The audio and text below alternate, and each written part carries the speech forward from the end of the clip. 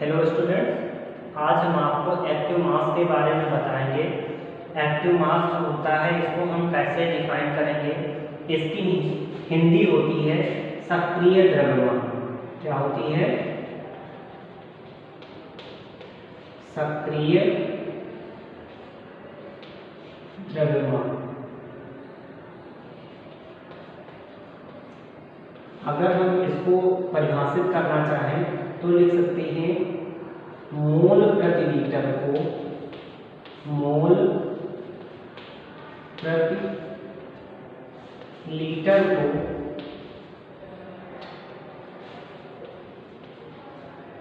मोल प्रति लीटर को सक्रिय द्रव्यमान कहते हैं।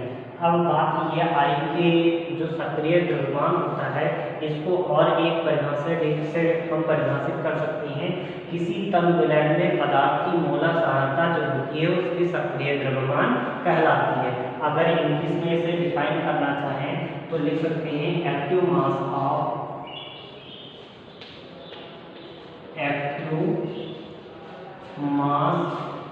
a substance is directly proportional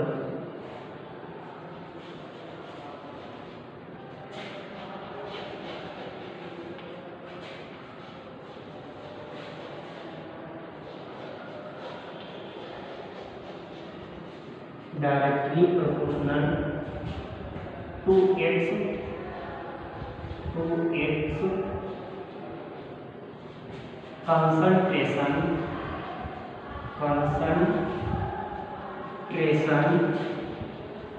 concentration in term of molarity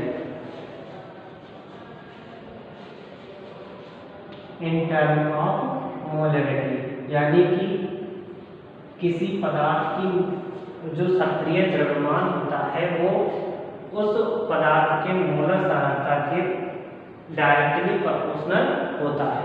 यानी कि यहाँ पर हम लिख सकते हैं कि जो एक्टिव मास होता है क्या होता है? एक्टिव मास जो होता है वो मोलरिटी के इक्वल होता है।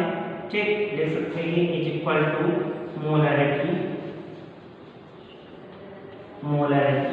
और इज इक्वल टू हम जानते हैं मोलरिटी होता है moles of a substance upon volume in litre. यानी कि जो पदार्थ के मोल होते हैं उसके और उसके आयतन के अनुपात को ही हम एक प्रकार से मोलरिटी कहते हैं। तो यहाँ लिख सकते हैं मोल्स ऑफ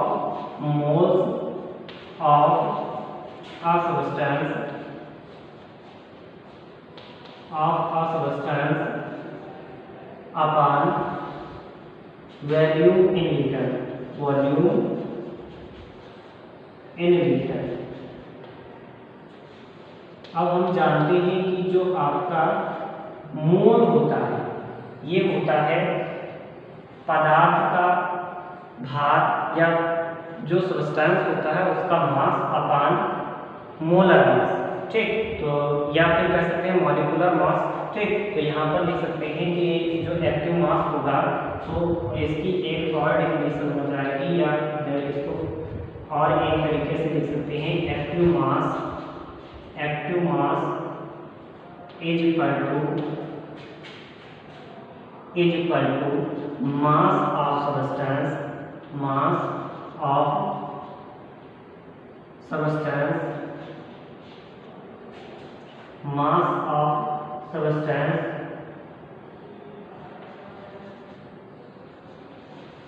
अपॉन मॉलिक्यूलर मास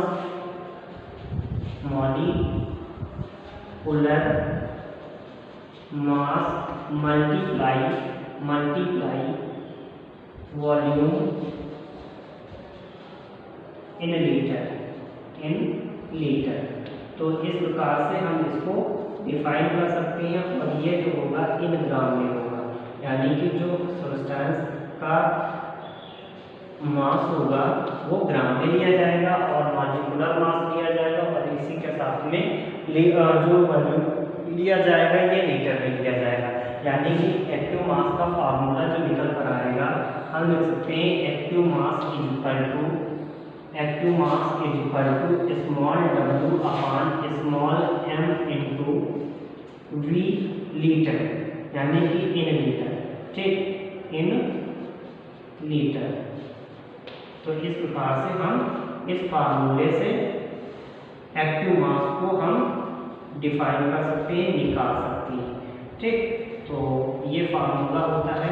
जैसे एक हमारा क्वेश्चन दिया गया है, इस क्वेश्चन को हम देख लेंगे और उसी तरह से एक्टिव मास हम कर लेंगे। कैसे हम एक्टिव मास को डिफाइन करेंगे या हम कैसे एक्टिव मास को हम कैलकुलेट करेंगे। जैसे एक क्वेश्चन दिया गया है,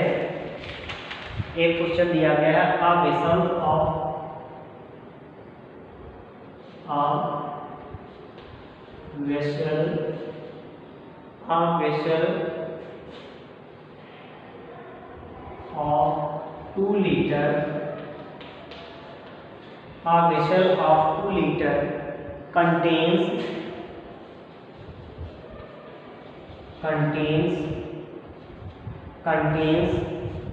8.4 gram N2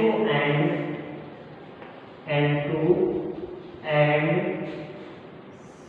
6.8 gram NH3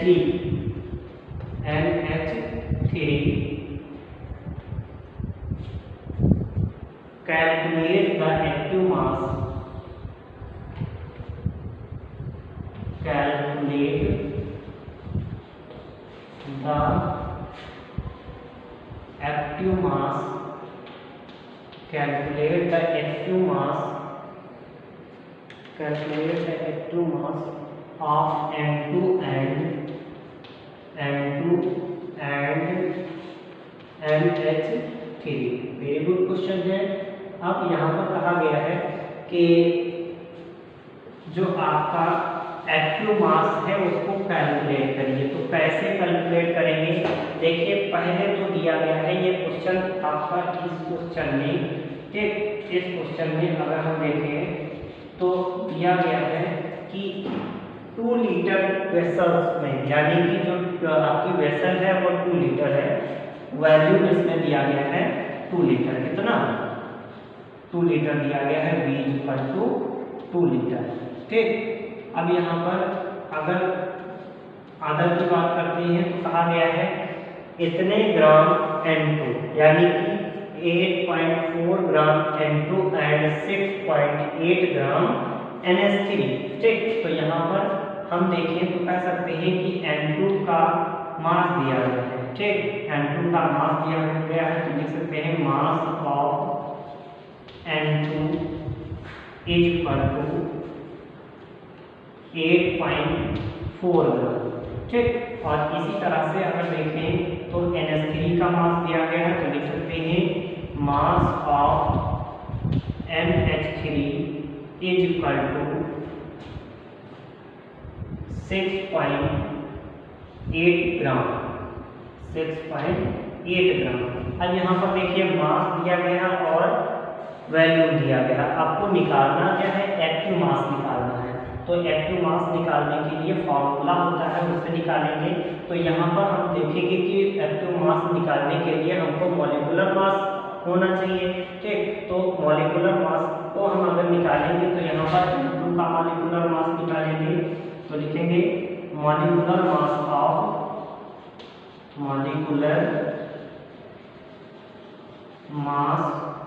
of N2। तो N2 का मॉलिक्यूलर मास निकालने के लिए देखिए किसी का भी मॉलिक्यूलर मास जो निकाला जाता है उसके जो एक प्रकार से एटॉमिक मास होता है उसको उसके नंबर से मल्टीप्लाई कर देते हैं, जिससे निकल आता है। तो वो एटॉमिक मास जो होता है इसका 14 होता है, और 14 को 2 से मल्टीप्लाई कर देंगे, कितना हो जाएगा, 28 हो जाएगा। कितना हो जाएगा, 28 हो जाएगा। अब इसी प्रकार से अगर हम देखें तो NH3 का निकालेंगे, तो यहाँ पर हो जाएगा molecular mass of NH3 is equal to NH3 is equal to, देखिए नाइट्रोजन का 14 होगा, ठीक, और प्लस लगाएंगे, हाइड्रोजन का कितना होगा 1 एटॉमिक मास होता है, 3 से मल्टीप्लाई कर देंगे तो कितना निकल आएगा 14 और 3 कितना हो जाएगा 17 हो जाएगा, ठीक। तो ये 17 निकल कर आ गया, हमको मॉलिक्यूलर मास सभी का पता चल गया। अब मॉलिक्यूलर मास पता चलने के बाद में हम एक्टिव मास निकालेंगे, तो लिखेंगे active mass of N2 is equal to, देखिए क्या हो जाएगा mass of N2 upon molecular mass of N2 multiply volume. यहाँ पर इसकी वैल्यू रख देंगे, कितनी हो जाएगी N2 की वैल्यू जो है 8.4 है, upon molecular mass of N2 28 हो जाएगा, 28 मल्टीप्लाई वैल्यूम हो जाएगा 2, तो पॉइंट से पॉइंट कट करेंगे, यहाँ पर 0 लग जाएगा, पॉइंट हटाएंगे फिर 0 लग जाएगा, तो यहाँ पर हो जाएगा 28 1 जा 28, तो 28 3 जा 84, ठीक।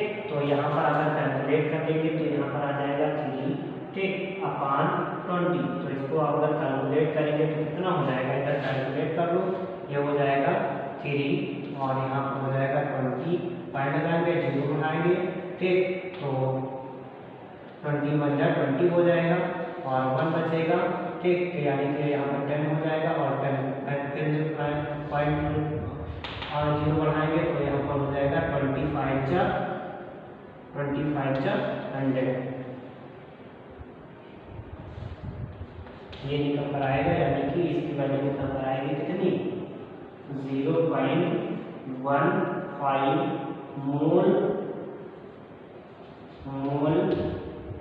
पर लीटर निकल कर के आ जाएगा। तो इस प्रकार से N2 की हमारी यहाँ पर वैल्यू निकल करके आ जाती है। अब बात यह आई कि हमको N2 के बाद में NH3 की वैल्यू भी निकालनी है।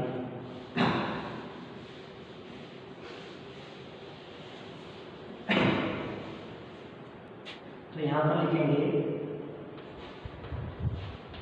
Active mass of NH3 is equal to,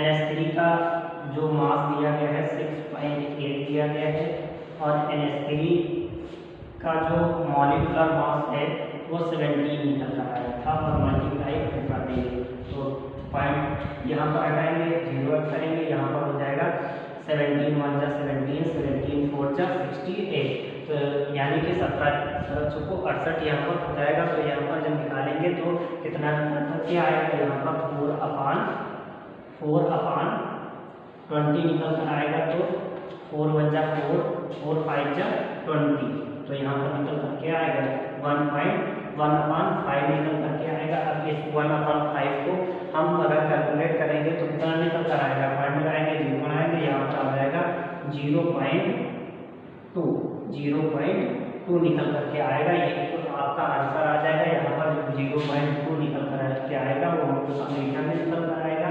तो यहाँ पर हो जाएगा active mass of NH3 is equal to 0.2 mole litre inverse कहो और चाहे मोल पर लीटर कहो, तो इस प्रकार से इसकी वैल्यू निकल करके आ जाती है। तो ऐसे आपको क्वेश्चन के आंसर